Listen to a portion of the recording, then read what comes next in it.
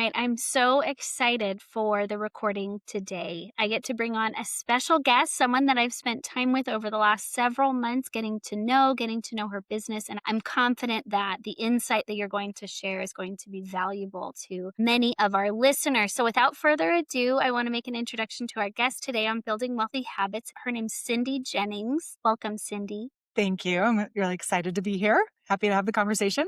So excited. I'm going to give a little bit of the bio background so our listeners kind of have a context regarding your wealth of experience and your insight. So, Cindy, you're the founder of Interwovenly and the LifeWise program. And there's several different programs underneath that LifeWise title. I'm hoping that we can kind of unpack some of them in our conversation, but notably the LifeWise Master Plan, LifeWise Interrupted, and LifeWise Exit. And the work that you do is, as I understand it, you come alongside business owners at a point of either anticipation or as they step into a major transition. And as we all need coaches in our life, this particular intersection is so vital for business owners and executives and managers as they navigate a big transition, maybe out of the work that they're doing. It could be a big exit that they've been anticipating. And then what happens next? Good drama. That's good drama. Yes, Yes. and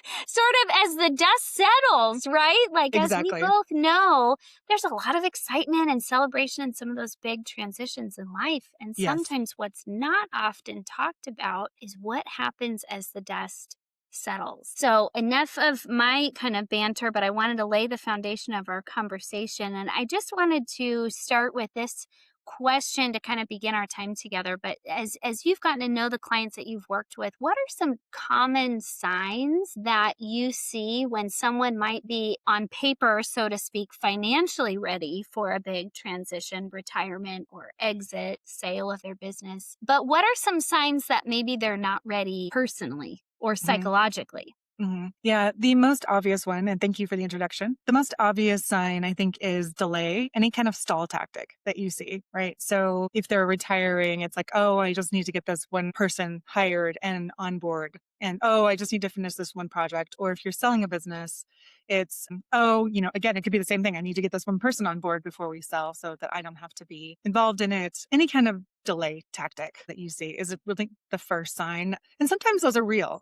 Those are real things that have to happen before you leave a position or sell a business. But when you see it sort of, perpetually happening where these stall tactics are coming up, then you know that the person is maybe experiencing some anxiety around not the business being sold, but them personally. Because I think what people don't realize when you retire, when you exit a business or sell a business, it's a financial thing, but it's also a very personal one. And the personal side is not talked about much. And that's kind of where I've specialized. I have done a lot of change and transition, and there really is a lot of unexpected feelings, emotions, Yes. anxiety around these big events that are celebrations, but also come with some subterfuge of grief and other emotions that we don't name very often. And especially if it's men who are retiring and don't talk about their emotions very much, they may not even be able to name it. Yeah, I love that you said grief. I do find that in the work that we do, and I know you're familiar with our industry, having spent time in financial services, is that sometimes the emotions that they're feeling come out in a totally different dialogue. Well, I thought I wanted to sell my business for X price or valuation or multiple, but we have higher inflation right now, so maybe that number needs to go up, right? The target starts to shift, even if the plan is solid, so to speak, like we've pressure tested, we've dealt with all the variables, and then that like end date or the goalpost, keeps shifting. And that's work that, yes, we talk about the numbers in the space of financial planning, but those are the moments when it's like, ooh, I think there's something more here. There's almost like a sense of mourning, like a loss. Yes, for sure. And I think it goes unacknowledged. I think it's hard to name. Like when you're doing this personal transition in whatever way you're doing it, for anybody, it's hard to name what's happening because I think there's a lot of pressure of like, oh my gosh, especially if you're selling and it's like a big sale and it's like, fantastic, I'm going to make all this money and you should be happy. Yes, there's the should. Yeah. And it's like, of course I'm happy. And I have spent the last 5, 10, 20, 30 years pouring myself into this thing. So of course there's going to be grief in letting it go and mourning, a mourning period, if you will. It's sort of this weird juxtaposition of freedom and loss at the same time that Yeah. I see people have to navigate. Yeah, that should, right? Like how often, right, do we live in this, all of us, right, in this mindset of should, Yeah. and in that moment when literally it can be like everybody around you, if you have other partners or shareholders, or even we talk a lot about even not in an exit situation, but maybe in like a major growth moment where it's been acquisition or merger, and all of a sudden everybody's celebrating and you're like faced with the biggest tax bill you've ever thought possible in your life, Right. and you're like, I am not celebrating. I should. And there's this Yes. like shame, like Yes. that gets thrown on your back.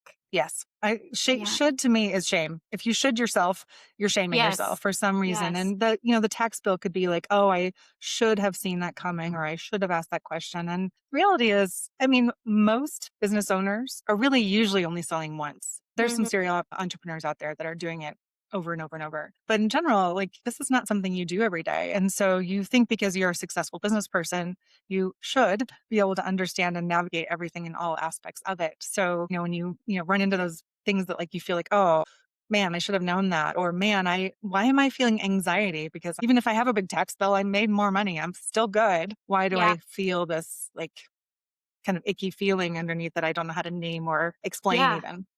And I love this because you're kind of teeing up my next question, which is, earlier we talked about like what's the most impactful moment for sort of Cindy to enter stage right and come alongside them. A lot of people I think arrive in that moment not anticipating the emotions or the experience that they're having, maybe simply because a lot of people don't talk about it. Yes. The headlines are born by the celebration, but the subtext is I'm really struggling here, or my marriage is struggling in a way that I didn't anticipate. So all of us wish we had that crystal ball and could anticipate those things so that we were adequately resourced as we walked into them. But tell me about when you sort of commonly enter stage right, so to speak, and here comes the support you've experienced both like pre transition and post transition. Tell me about kind of your experience on the timeline there. It's changed since I started. When I first started, I was really capturing the people who had like exited and then like, this is not the utopia I thought it was going to be. And what do I do now? And some people in some pretty bad places, right? And like, what am I going to do? How do I fix this? They have a spouse that's like, I don't get this either. It's just not going as well as they had imagined necessarily. And I'm happy to work with those clients. They're in a different psychological state than those that if I can capture them before they sell. They're similar processes, but they're just in different places. And it's just a requirement of meeting them where they're at. So if they've already sold and they're like, oops, I lost all the structure. Because think about a business or a workplace, it's giving you all of the structure to your day. And selling or retirement feels like freedom, but freedom from structure isn't necessarily what everybody wants. It's like, I just want to Yeah. define my structure. And if they haven't defined the structure, they find themselves a little lost post sale. So I started there and I was like, okay, I really want to work hard to catch people before they sell or before they retire or leave the business because they can avoid a lot of pain. They can avoid a Mm, lot of pain if they just start thinking about it earlier. And it also gives them a little more spaciousness to experiment without a lot of pressure. So most of my clients now I'm working with them mostly a year before they sell, sometimes 2 or 3 if they're really forward planning. savvy. And Yeah. yeah, exactly. And what that does, if I can work with them beforehand, and to any clients that are thinking about it, if you can start this thinking beforehand, it really is a gift to yourself. This is kind of strategic planning for your personal life, if you will. And so you've been strategically planning for your business and not necessarily thinking about the end of the business and who you are and what you'll do and who you'll become without the business being your value, your competence, your external signature of success. So if you can start to think about who do I want to be when this is Yes. gone? Who do I want to Yeah. become? Like, what have I put on the side? Yeah. What things might I be interested in exploring? Do I want to do any consulting or investing in other companies after this or not? I've had clients do both. One that thought he was going to do consulting. And then when we really sat down and looked at his values and what he wanted and looked at sort of like the map that we used to map the next chapter, he was like, you know what? I'm done. I don't want to do that. I want to go do these other things. And he even wanted to do some philanthropy, but he's like, I'm done with this set of philanthropy. I've done my whole career. I want to go do this type of philanthropy over here. Mm, So it just allows them to start thinking about it, to let it percolate, if you will, and to yeah. experiment. We do come up with a blueprint in the process that I use, but I call it a blueprint, not a plan, because it can change and it should Yes. evolve. And you're like, you know what? I thought I wanted to be an artist, but turns out I just want to go to art shows. You know what I mean? Like, Yeah. Yeah. you know, I really am not that good at with the paintbrush in my hand. yeah, exactly. And I don't want to do that. Like, I don't want to spend the time to, I it love takes to do that. this. It's like space So to explore. We're yeah, developing a sketch. yes. And you're just in a better mindset if you do it before you start and after. Because after feels a little Yes. bit like, oh my gosh, what have I done? What am I going Right. to do now? It's a little more urgent and a little more sort of out of the body experience where you're like, oh no, what have I Yeah. done? Yeah, where you're already experiencing so much of that shift, like maybe the paycheck has ended or the board meetings have ended, or who would have thought you were actually going to be kind of addicted to those KPIs and those metrics that drive you. I think earlier we were talking about those little tiny hits of, adrenaline that we get throughout our day Yes. when we check things off the checklist. And yes, we talk about dreaming of freedom. And I love how you said we're kind of strategically mapping out the future, but it's not a set plan No. because, we tell our clients all the time that's why our relationship as financial planners is ongoing and dynamic. Mike Tyson's famous quote, we all have a plan until you get punched in the face. Exactly. And Exactly. you've got to be able to bob and weave and shift and give yourself that space or that grace. Yes. I don't really want to be an artist. I thought I did. It's like trying on these different identities. And I'll tell you, the work that you do, I hope everybody listening, including our current clients and those who will come to work with us later, take seriously the work that you do, because the most successful financial plans are built and driven by or harnessed by a clear sense of vision. Even if that vision is shifting or changing, the financial plan needs to support it. And versus the other way around, how often we talk to business owners, they're preparing for an exit. And yes, we want to talk tax strategy or charitable giving or foundation or donor advice fund. We want to talk about all that, but all of it is dictated and harnessed by a vision that they have for themselves, for their family, etc. I agree. So, I love that you brought that up because I do think they're so complementary. I mean, my own financial person was like, hey, when do you want to retire and what do you want to do? And I was like, I have no idea. That's how this whole thing started. I was like, how do yeah, I yeah, not know? I'm a strategic person. How do I not know this for my life? And also, like, how is my financial advisor going to help me if I don't know what I want? And yeah. it's weird that what do you want is a really hard question to answer, but it's a hard question to answer. Yeah. So let's talk a little bit. I referenced at the beginning of our time, like some of these programs that you have developed. If you wouldn't mind kind of opening your toolbox a little bit. Yeah. I'm kind of Yeah. a visual talker, so to speak, but opening your toolbox and talking about as you engage with your client, what are some of the tools that you use? You talked about building a blueprint. Kind of what's Mhm. the process that you like to use? Yeah, it's a months-long process. So I'm going to speak specifically to LifeWise Exit because that's the main tool I use or system or service I use for anyone that's selling a business or retiring. And it is heavy upfront. So the first 6 to 8 weeks or so is that deep dive into really asking the questions that maybe they haven't been asking themselves and providing the guidance along the way to probe a little bit deeper. Like a lot of people are like, I don't even know how to ask myself these questions or to come up with the answers. So we're walking through some of that at the beginning of like, what are your values? What do you want? What are some of the possibilities? And it results in a blueprint. And I use a 10-year time horizon. There's some science behind it that I won't bore you with, but basically it creates some time spaciousness. And so if you think about an example might be instead of saying, oh, I want to play with my grandkids. What the 10-year does is say, okay, 10 years from now, what does my relationship with my grandkids look like? I got down on the floor and I played with them. I took them fishing. I took them to Disneyland, whatever it is. And then that can indicate then like, what do you need to do? And what does your lifestyle look like to do those things? I take them on a trip when they turn 10 years old and then again when they're 18 or whatever the things are. Mm. Both how are you going to get there, and to your point, how are you going to finance it, and you Yes. making Yeah. sure How are we going your to save for resources, it? Yep. yeah, how are your resources allocated, or how are we going to do this? So, or I want to be philanthropic, but I want my family to be involved, and so we're going to set up a fund, and we're going to change. What does that look like? Oh, we're going to have everybody pick a charity or whatever that's going to look like, right? So by using Yes. the 10-year time frame, it just expands like what do you want that to look like, and then you kind of back into it. Yeah, I love even what you said, just Yeah. to interrupt about, I want to Yeah. be on the floor playing with my grandkids and how that might inform a new health regimen. There's so many people are like, no, I'm going to have extra time in the day. I'm finally going to get that gym membership. And the gym that I go to here, we have people in their 70s that have walked through this, or they're either anticipating retirement or they just retired. And it's like at that phase of your life, you're not showing up to the gym to be a bodybuilder for the No. most part, right? Right. For the most Right. part, maybe there's the anomalies out there. But what are you showing up for? Is it Exactly. flexibility? Is it mobility? Is it longevity? Right? Mhm. So, anyways, just a little All the no, sideline it's there. great, and it gives a new filter, a new purpose for actually going to the gym or walking or doing whatever you're doing. It gives something to attach that effort to, if you will. Motivation. Yeah, Mhm. Yep, and motivation. what I find with, high performers who I'm working with, CEOs, it's like that level of clarity on what the 10 years looks like is actually motivating. It's sort of their new scorecard, if you will. It's not a business scorecard, it's a life scorecard, and I use that even lightly too, because it's just to kind of keep yourself on track, which is actually another tool that I use in the process. It's called the decision compass. And so what I Mm. found working with people is that once you retire or sell your business, a lot of opportunities start coming at you. So be on a board, fund my brother-in-law's new business, whatever the things are, right? You All have the a things. target. You didn't know it, but you get a target on your back. Yeah. Exactly, exactly.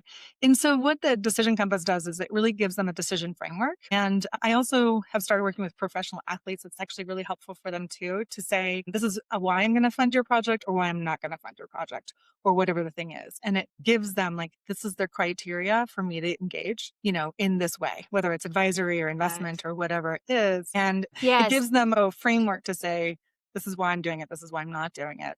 And then we talk about the language around saying yes and no to things sometimes too. So the blueprint, which sets the stage for experimenting that I talked about earlier, and then the decision compass. And then the last tool, I think there's others, but I think the highlight is sacred ground. So when you sell your business and you have a partner, especially a spouse partner, there are some things that on both sides are causing anxiety of things that are going to potentially change. And so we talk about that when we talk about what the sacred ground is, and we use those in small chunks. So if the engagement is 9 months, we look at that every 3 months, where it's like, okay, my sacred ground is I always get to play pickleball on Saturday morning, you know, and Yes. you No can't questions be asked. mad at me for it. Unapologetically. Yeah. Right. You can't be mad at me for it. You can't try to change it. You can't make me feel guilty about it, etc. And there's a process that we go through to help the other spouse understand why that's so important to them. Hmm. And so that both spouses will fill the sacred ground out. And then we evaluate. So it's sort of a process to both identify what's super important to you and what you're afraid of changing with this new dynamic.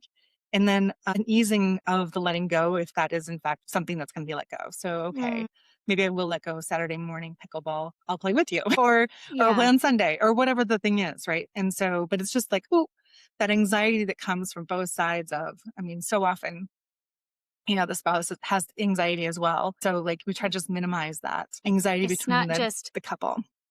one person's transition, even if they're the business owner Yes. exiting, it's impacting the whole household. And you really teed up this other question I was going to ask, which is how much of your work is done with an individual, or if it's a couple, spouse relationship, husband, wife, or whatever, how often do you work with the couple? Almost always, if there's a spouse involved and they're willing, they're not involved in the entire process. I mean, it is the business owner or the retiring executive who's going through the most change typically and is having those emotions of leaving the business or their workplace.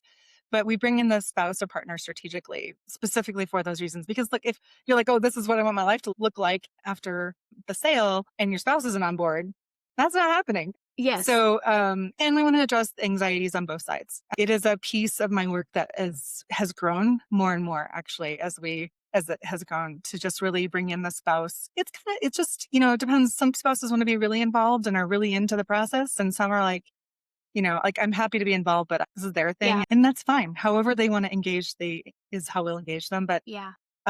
highly encourage the spouse to participate in at least a couple of the exercises that we do, and a Yeah. couple of the calls. Because I have experienced this and, if, for example, in a couple different situations with our clients where they lived through an exit, in this case scenario, the sale of a business, or maybe they continue to work for the new entity after merger and the stress actually increases. And the Hmm. spouse is like, whoa, whoa, whoa, whoa, wait, hang on. I thought this was the moment, Yeah. where we get to relax or we Yes. get to go take that vacation that we wanted to, or you're going to have extra time. And actually the anxiety and the stress level increases exponentially. And it's like, Yes. wait, what? It's Yeah. kind And of this this is like not what I bait and signed up for. switch. Yeah. Yes, Totally. yes. Yes. And it's like, this is now impacting me. That's one of my next questions was most owners kind of know and identify what they're walking away from because that's the experience that they have every day. And they're probably grateful to say, okay, I no longer have to do those board meetings or I no longer have to meet these objectives or these sales goals, etc. They're relieved of those. But why is it so ambiguous or so much more difficult to try to create an expectation for what they're moving towards? I think it's the unknown, right? What they're working toward is unknown. The business solved a really key problem for them. They Mm, had a business to go to every day. The business told them when to show up, who to talk to, what problems to solve, what people to manage, clients to go for. Even if it's their own business, that structure is given. And so when that goes away and you no longer have that structure, nobody tells you where to be, what to do, what problem to solve. It's like we're not equipped for that. And especially if you're a business owner, a high performer, it's like you're focused. You've been doing this and like you're good at it. And so two things, it's like one, it's unknown, and two, you don't necessarily know how to do it. Right. We haven't mm, done this piece of it. And if you don't think of it as a strategic planning process, is sort of how I think about it, even though it's a very internal and personal process too, it can make you feel like I've had this scaffolding around my life with my business. And if I mm, pull that away, will the building still stand? I think that creates some of the anxiety. You know what you've been building, but it's like, who am I? What do I do? How do I have yes. purpose, meaning? I mean, we Yeah. know in retirement that purpose, meaning, and community and health are like key things. Like if you don't have those, you might struggle when you're, Yeah. post career. Even how often people, easier said than done, so to speak. Yeah, I understand purpose is important and community is important, but now that they're having to actually live it out, it might have been underestimated in the past or fairly ambiguous. And now it's like, I didn't realize that my community prior to exit was my staff or my leadership team. And now having to find a replacement for that depth of connection and conversation, even cerebral just the engagement that they find there, it's not so easy, maybe. And we're living in a generation now where people are living, this generation plus probably the previous one, like we're living longer than ever. Yes. So gone are the days of retiring and sitting on the porch and whittling or playing cards all day. You've got Yeah. 30 years into retirement. Like there's a lot more that can be done. Agreed. And I think the community is such a huge thing. I was actually talking to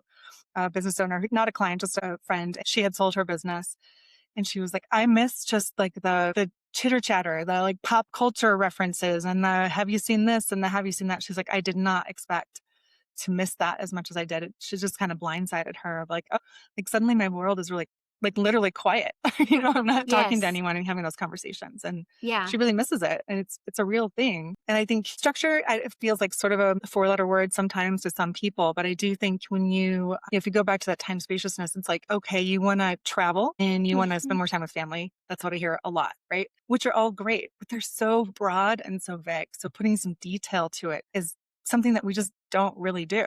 It's like, Mhm. yeah, I want to travel. Where do you want to go? I don't know. Like Yeah. everywhere.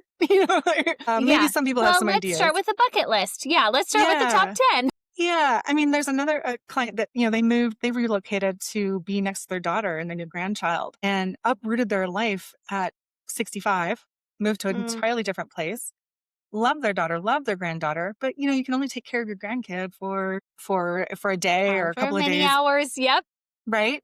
And then it's like, and then they don't want to be super intrusive to their kids' life, but like that's the only people they know. And so he was used to being like, he lived here in Denver and he's like, I could just call up the president of Wells Fargo and go have lunch. And he's like, now he can't do that in the new city. He Mhm. doesn't know people there.